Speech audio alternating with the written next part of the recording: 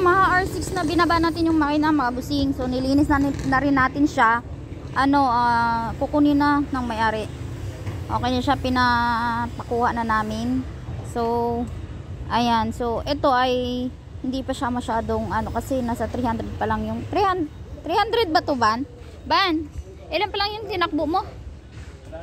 300. So hindi siya pwedeng i-banat ng banat masyado. Siya customer na lang ang mag break in. Wait lang, sabihan natin.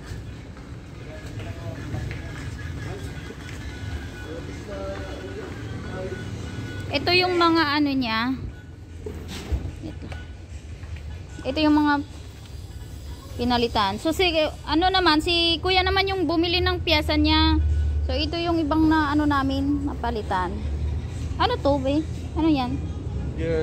Gear. So siya yung bumili ng piyesa. Ayun. Bali, kuya, hindi siya pwedeng ibanat masyado. Kasi baka matulad sa Yamaha R1, nakita mo ba dito last time? Parang may gray. Bago to, binanat, sumabog ulit. Bagong taon, binanat nila. Wala, sumabog agad. Hindi siya... Palalamog mo na lang. Siya na lang mag-break in. Ikaw na lang mag-break in. Ha? Wait lang. So, ayan. Binyahe din natin to kahapon sa Subic. Tinest drive namin to kahapon. So, okay naman siya. Hindi naman siya, bali, okay na yung motor. Kasi bago namin binibigay talaga sa customer yung motor. Bini-break in muna namin. So, ayan. Nakabalikan yung kahapon eh. So, okay na siya. So, si customer na yung bahala mag-break in. Basta sinabi na namin sa kanya na bawal siya ibirit ng ibirit. Tsaka bomba. Kasi, bago pa yung makina, hindi pa siya pwedeng ibanat talaga masyado. Ayan. Kukunin na niya. Yung may-ari. Ito naman, 6R to. Baba rin makina to. Patapos na rin siya. Ayun. Binyahin natin. Last time. Pero ngayon, okay na. Buong-buo na siya. Binyahin namin kahapon yun mula Subic. Mula dito hanggang Subic, balikan naman. Okay na okay yung motor. Kita ko yung S1000 na tumirik ulit. Yan, kasama namin yan. Kasama namin. To. Hindi naman siya tumirik. Nasunugan ng stator. Wala, mabagay kasi magpatakbo eh. Dapat kasi, 'di ba? Ganon. Yung big brake dapat binabahin, talagang diretsuhan 'yun eh. Oo, hindi nga siya pwede sa traffic. Kukunin na ni Kuya yung motor niya. Ito si Kuya Hello. Ilang buwan sa amin yung motor mo?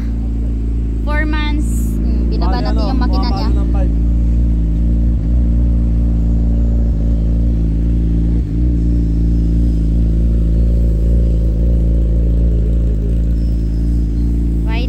Nakuha na rin daw niya yung motor niya. Namimiss ni Kuya yung motor niya. Namiss niya yung motor niya.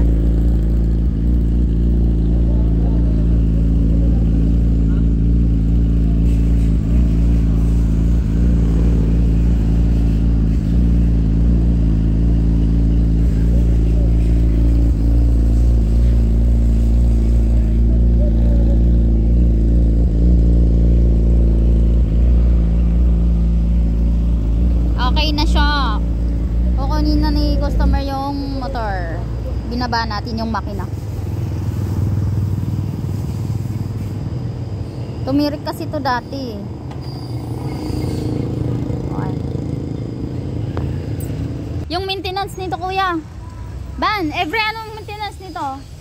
Maintenance? Oo. Ha? 15? So ilan na siya ngayon? 35. Malayo pa. 600 pa. Meron pang 600 maintenance niya. Kusina, ikakabit daw. Okay na.